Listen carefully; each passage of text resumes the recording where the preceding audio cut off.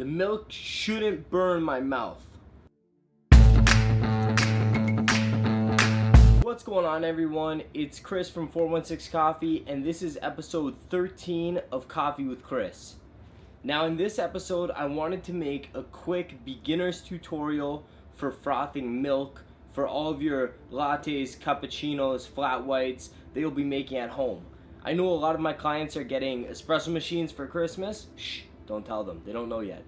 So I wanted to make this video so that once you get these machines, you can start making great milk-based beverages at home. So, as you know, the game changer for a latte, cappuccino, flat white, any of those espresso and milk beverages is how the milk's frothed. The milk's burnt, it's gonna taste disgusting, the milk's not frothed enough, it's gonna be flat and kind of very dense. So this tutorial is just to give you an idea of how to froth milk. We're not really gonna get into any like latte or anything that crazy. This is just so that you can froth milk and make delicious beverages, because just so you know, whether there's latte art on top or not, it doesn't really make a difference of the taste of the beverage.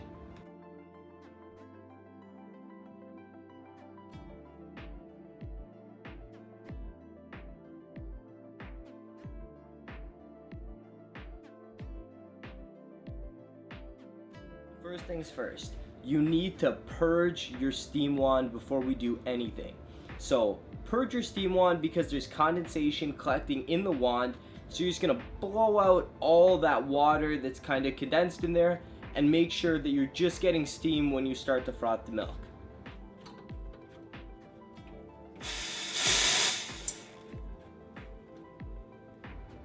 Now the next step is to take your milk and make sure that the wand is submerged just below the surface of the milk.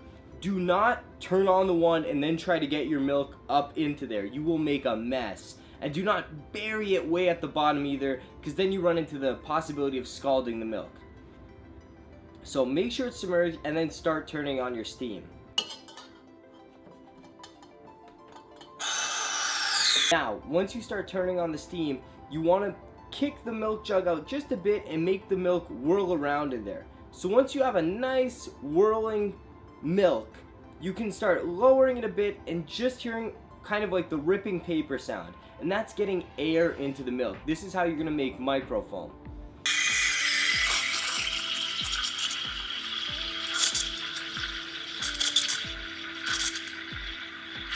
So once you hear the ripping sound, you want to just slightly hear the ripping. Let it go for a couple seconds, let it rip for a few times. Once you see the milk kind of expanding, then you can start moving the jug back up the wand to submerge it again and kind of stop the addition of air and let the milk mix together so the air is getting throughout all of the milk.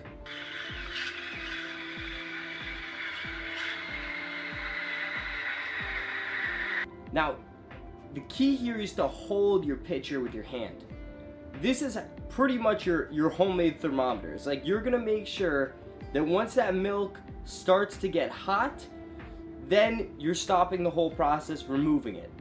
So rip, rip, rip, up the spout, wait for the milk to get hot. Once it's getting close to too hot to hold, turn off the steam and you're done.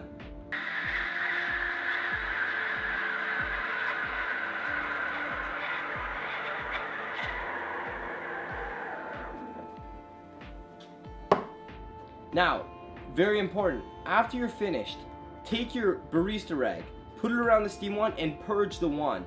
Some milk is still in your wand and that will smell awful if you don't purge it after every use. So stop, purge your wand, clean it off, and then worry about pouring your milk beverage.